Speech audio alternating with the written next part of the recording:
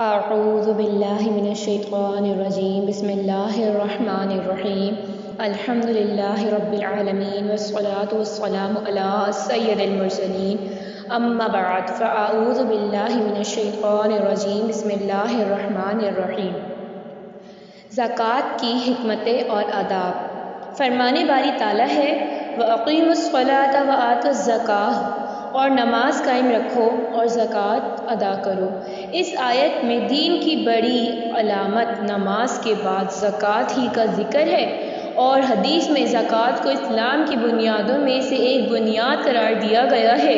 ہر صاحب نصاب پر زکوٰۃ فرض اور نہ دینا حرام گناہ کبیرہ ہے، اور بلا اجازت شرعی ادائیگی میں تاخیر بھی گناہ ہے۔ زکوٰۃ کی حکمتیں۔ زکوٰۃ کی پہلی حکمت تقاضے یعنی توحید کی ادائیگی۔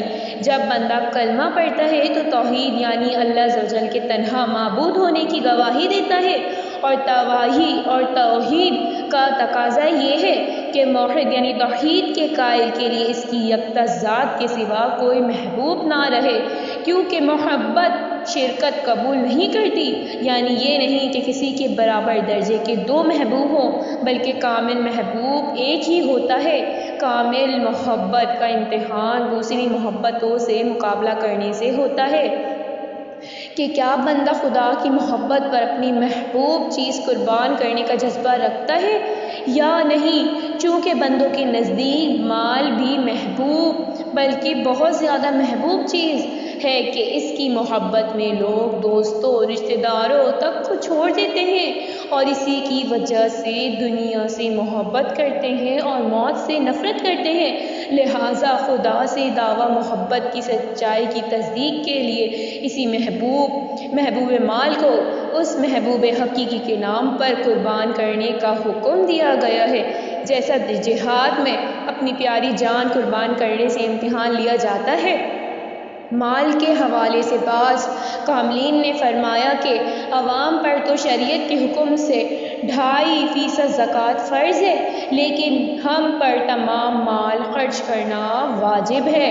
ایسے ہی جذبہ محبت سے سیدنا ابو بکر صدیق رضی اللہ تعالی عنہ نے غزوہ تبوک میں اپنا تمام مال، اور سیدنا عمر فاروق رضی اللہ تعالی عنہ نے اپنا آدھا مال پیش کر دیا۔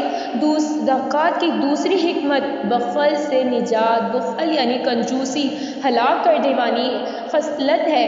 نبی کریم صلی اللہ تعالی علیہ وآلہ وسلم نے فرمایا 3 چیزیں ہلاک کرنے والی ہیں۔ نمبر 1 ایسا بخیل جس کی اطاعت ہو، اور نمبر 2 ایسی خواہش جس کی اتباع کی جائے، اور نمبر 3 انسان کا اپنے آپ کو اچھا بنانا۔ بخل کی خصلت ختم کرنے کا طریقہ یہ ہے کہ انسان مال خرچ کرنے کا عادی ہو جائے، کیونکہ کسی چیز کی محبت اس صورت میں ختم ہو سکتی ہے کہ انسان اس کے چھوڑنے پر نفس کو مجبور کرے، یہاں تک کہ اس کی عادت بن جائے۔ زکوٰۃ کا معنی پاک کرنا ہے۔ یہ معنی یہاں بہت خوبصورتی سے پایا جاتا ہے کہ زکوٰۃ صاحب مال کو ہلاکت، خیر، بخل کی برائی سے پاک کر دیتی ہے، حتیٰ کہ اتنی پاکیزگی حاصل ہو جاتی ہے کہ کاملین اور صالحین کا دل زیادہ خرچ کرنے سے زیادہ خوش ہوتا ہے۔ جیسے سید الاکملین رسول کریم صلی اللہ علیہ وآلہ وسلم کے عمل مبارک سے ظاہر ہوا ہے کہ جب دوسروں کو عطا فرماتے تو چہرہ مبارک خوشی سے جگمگا اٹھتا۔ آتا ہے فقیروں پہ انہیں پیار کچھ ایسا، آتا ہے فقیروں پہ انہیں پیار کچھ ایسا، خود بھیگ دے خود کہیں منگتا کا بھلا۔ زکوٰۃ کی تیسری حکمت نعمت کا شکر ادا کرنا۔ چونکہ اللہ عز و جل نے اپنے بندوں کو مال دے کر اس پر انعام فرمایا، لہٰذا اس مال کو اس کے حکم پر اس کی رضا کے لیے اس کی راہ میں خرچ کرنا نعمت مال کا شکر ہے۔ زکوٰۃ دینے والوں کے لیے چند آداب۔ زکوٰۃ کے اوپر بیان کردہ حکمتوں کو اپنے ذہن میں رکھیں اور نفس کا محاسبہ کریں۔ مثلاً کیا میں حکم خدا پر راضی خوشی مال دیتی یا دیتا ہوں؟ کیا راہ خدا میں مال خرچ کرنا میرے نفس پر آسان ہے کہ یا بخل سے نجات کی علامت ہے؟ کیا میرے زکوٰۃ دینے نے اس مہلک مرض بخل سے مجھے نجات دی؟ کیا میرے زکوٰۃ دینے میں پروردگار کا نعمت پر شکر کا جذبہ موجود ہے؟ سال گزرنے یعنی زکوٰۃ فرض ہونے سے پہلے حکم الہی کی طرف اپنی رغبت سے زکوٰۃ ادا کر دے تاکہ فقراء کے دلوں میں جلدی خوشی داخل ہو، نیز تاخیر کی وجہ سے بعد میں لینے میں کوئی رکاوٹ نہ پیش آئے، دل میں ریاکاری یا کسی دوسرے باطنی مرض کا اندیشہ پائے تو پوشیدہ طور پر زکوٰۃ دے۔ اگر اعلانیہ صدقہ دینے سے لوگوں کو ترغیب ملے گی تو ظاہری طور پر صدقہ دے اور باطن کو ریاکاری سے بچائے، احسان جتا کر اور تکلیف پہنچا کر اپنے صدقہ زکوٰۃ برباد نہ کرے۔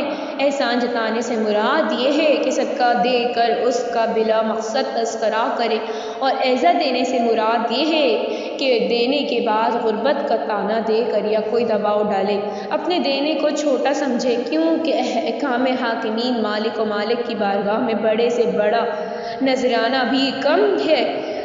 نیز اگر اپنے دیے کو بڑا سمجھے گا تو خود پسندی کا شکار ہوگا۔ اپنے مال میں سے عمدہ پسندیدہ اور حلال پاک صاف مال دے کہ کیونکہ اللہ عز و جل ہے، اللہ عز و جل پاک ہے اور اللہ عز و جل کا پاک مال ہی کو پسند فرماتا ہے۔ نہ تو حرام دے کہ وہ بالکل مردود بلکہ سبب عذاب، اور نہ ہی ردی ناکار قسم کی چیز صدقے میں دے کہ آداب صدقہ کے منافی ہے۔ اپنے صدقے کے لیے ایسے لوگوں کو تلاش کرے کہ جن کے ذریعے صدقہ کو پاکیزگی حاصل ہو جائے، جیسے پرہیزگار لوگ یا علماء یا سچے محبن خدا، یعنی ہر نعمت کو خدا کا انعام سمجھنے والے لوگ، یوں ہی سفید پوش کے اپنی ضرورت چھپاتا ہو یا مستحق بال بچوں والا ہو یا کسی مرض یا کسی اور وجہ سے کمانے سے رکا ہو یا اپنا قریبی رشتہ دار ہو تو یہ صدقہ بھی ہوگا اور صلہ رحمی بھی، اور صلہ رحمی میں بے شمار ثواب ہے۔ دینداروں کو دینے میں بھی دگنا ثواب ہے کہ صدقے کا بھی ثواب ہے، اور خدمت دین میں سہولت فراہم کرنے کا بھی۔ ان آداب کے ساتھ راہ خدا میں مال خرچ کیا جائے تو اس کی برکتیں رحمتیں بہت زیادہ نصیب ہوتی ہیں۔ فرمان مصطفیٰ صلی اللہ تعالیٰ علیہ وآلہ وسلم ہے، واللہ انی لاستغفر اللہ واتوب الیہ فی الیوم اکثر من 70 مرہ، خدا کی قسم میں دن میں 70 سے زیادہ مرتبہ اللہ سے استغفار کرتا ہوں اور اس کی بارگاہ میں توبہ کرتا ہوں۔ اللہ کریم کے سارے ہی انبیاء کرام علیہ السلام معصوم ہیں، وہ گناہوں سے پاک ہیں۔ رسول اکرم صلی اللہ علیہ وسلم جناب مصطفیٰ صلی اللہ علیہ وسلم تو سب انبیاء مرسل کے سردار ہیں۔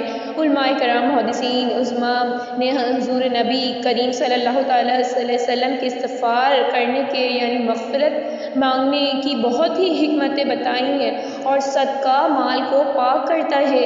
صلو علی الحبیب صلی اللہ تعالیٰ علی محمد صلی اللہ علیہ وسلم۔